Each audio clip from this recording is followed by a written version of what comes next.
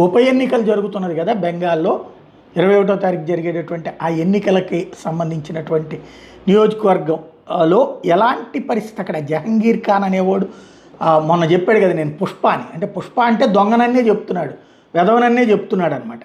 బెంగాల్లోని ఈ ఫల్తాలోని ఆ ప్రాంతంలో శీతల అమ్మవారి ఆలయం ఉంటే ఆలయానికి కాషాయం రంగు వేయనివ్వకుండా అడ్డుపడ్డటువంటి వెధవవాడు. ఇప్పుడు అక్కడ పబ్లిక్ ఈ ప్రస్తుతం చూడండి ఇట్లాగా జనమే రంగులు వేసుకుంటున్నారు. ఇప్పుడు సంతోషం అన్నమాట. ఆ వెధవ చేసినటువంటి పనితో ఇంతకాలం ఇబ్బంది పడ్డటువంటి వాళ్ళు రంగులు మార్చేసేసేటటువంటి ప్రయత్నం చేస్తున్నారు.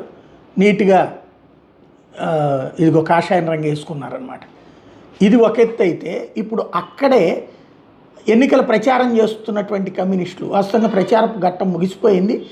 ప్రచారం ఘట్టం ముగిసే ముందు మీడియా వాళ్ళు అడిగినటువంటి ప్రశ్నల సందర్భంగా కమ్యూనిస్టు నాయకులు చెప్తున్నటువంటి పాయింట్ అసలు ఇంతకుముందు మమ్మల్ని ప్రచారమే చేసుకునేవ్వలేదు. నేను వాడే ఆ స్టిక్కర్లు అతికిచ్చినటువంటి ఎమ్మెల్యే జహంగీర్ ఇప్పుడు నేను పోటీలోనే లేనని చెప్పి డ్రామా ఆడుతున్నాను. అంటే ఒకవేళ గెలిస్తే నేను పోటీలో లేనన్నా నాకు ఓట్లు వేస్తారని చెప్తాడు.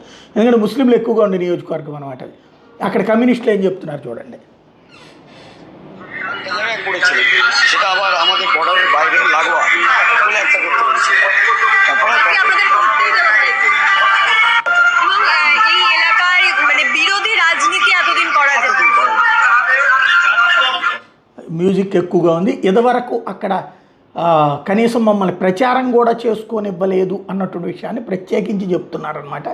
ఇప్పుడు అదే నియోజకవర్గంలో ఉప ఎన్నిక. ఇప్పుడు వాడైతే మాత్రం జహంగీర్ ఖాన్ అనేవాడు మాత్రం నేను పోటీలో లేనన్నాడు. వాడు చెప్పడం కాదు కదా, అది ఓటర్లకు సంబంధించి మొట్టమొదట్లో ఉపసంహరణ టైంలో చెప్పాలి.